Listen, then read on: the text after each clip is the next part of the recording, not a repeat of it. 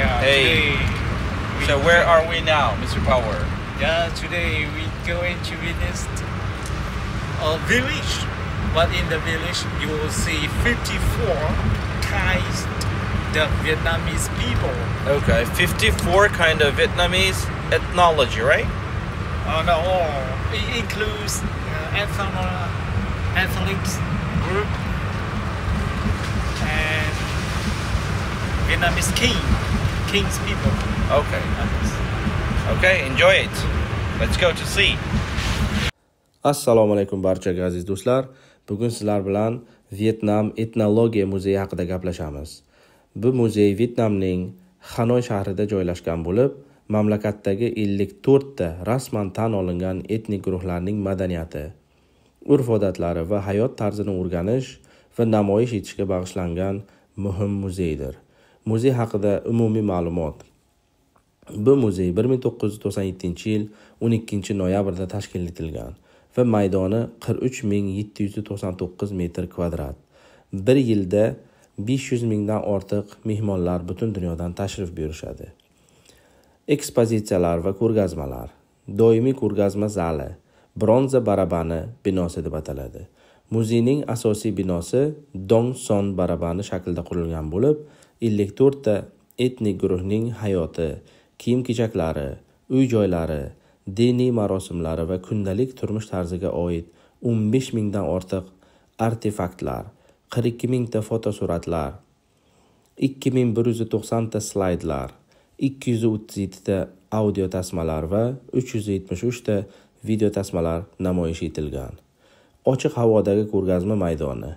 Muzey bog'ida turli etnik guruhlarga xos bo'lgan uy-joylar, masalan, Edi xalqining uzun uyi, Tao xalqining ustunli uyi va Viet xalqining an'anaviy uylari kabi 10 ta to'liq miqyosdagi uy maketlar joylashtirilgan. Ish vaqti seshanba kundan yakshanba kunigacha ertalab soat 8:30 dan kechki 17:30 ga qadar ishlaydi. Chipta narxlari 40 ming Vietnam dongi, ya'ni 1,5 AQSh dollari. Muzeyda nogironlar uchun kirish rampalar va liftlar mavjud.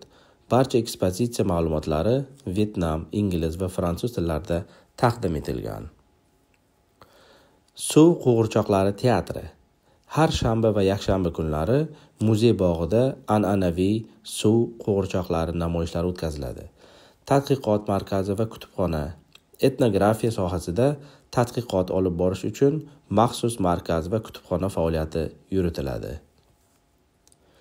Mahalliy hunarmandchilik buyumlari va taomlari taklif etuvchi do'kon va kafe mavjud.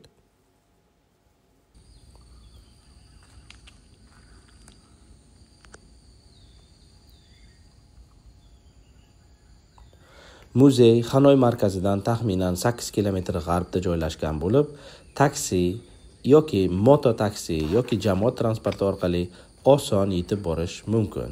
Biz esa bugun ishchilarimiz bilan birga, kompaniyamiz bilan birga keldik va oilaviy. Muzeyning ichki va tashqi ko'rgazmalari haqida batafsil tasavvurga ega bo'lish uchun internet sahifa orqali bilib olishingiz mumkin yoki bizni videomizni to'liq tomosha qiling.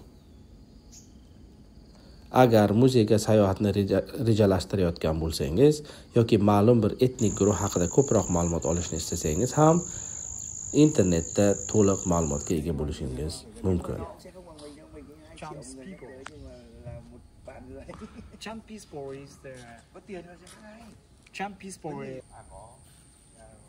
Ko'proq sayohat qilinglar do'stlar. Shunaqangi muzeylarga, tarixiy joylarga boringlar, dunyo kezinglar.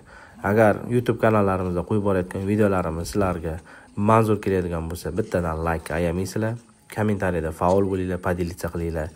Qolaversa Instagram, Facebook kanallarimizga ham o'tib obuna bo'linglar. Hammaga rahmat, sog' bo'linglar. Keyingi videolarda ko'rishguncha xayr.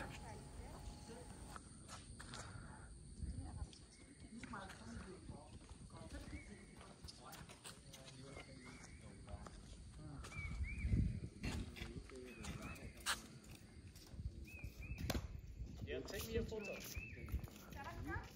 Said Karateqchi?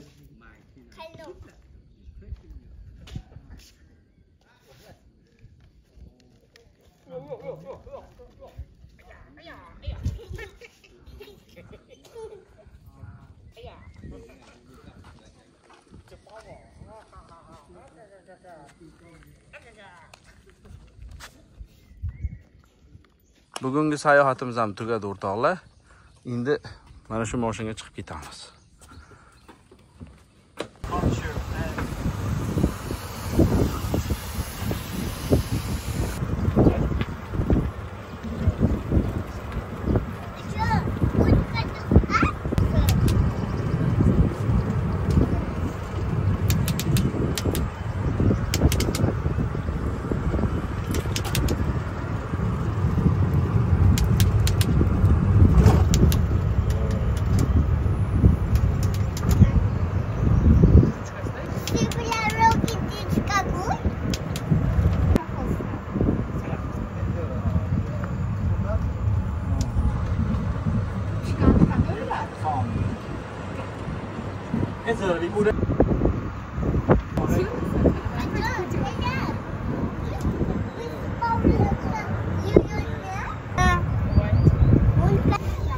Said, muzey yoqdimi senga? Qandoq? Mana kelgan joyimiz zo'r ekanmi? Ha. Qanaqa zo'r, qo'lingga ko'rsatchi. Qandoq ekan? Bo'pti o'rtoqlar, shu gap, nopsa. Like, kommentariy, поделиться. Biz sizlarga chiroyli videolar qilishga davom etamiz. Mana shunaqa joylar mana.